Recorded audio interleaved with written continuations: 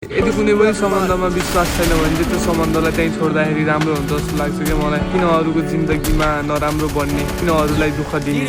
आफ्नो लाइफ हो, सबैलाई आफ्नो खुसी ठुलो लाग्छ क्या। कसैलाई पनि आफू दुःखी भएको हेर्न सकिँदैन।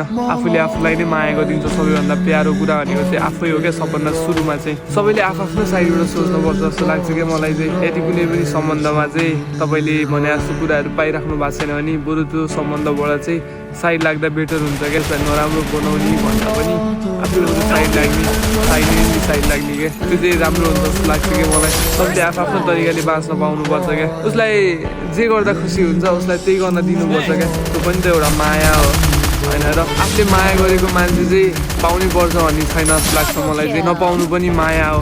सबै कुरा पुरा भएको भए त के कुराको चाहिँ चाहना हुन्थ्यो र केही कुरा अधुरो पनि ठिक हुन्छ क्या। अधुरो भयो भने त्यो कुराको चाहिँ आश बढी लाग्छ नि त। सबै कुरा नपाउनु पनि माया हो जस्तो लाग्छ मलाई चाहिँ। माया चाहिँ सबैको भाग्यमा लेखेको पनि छैन।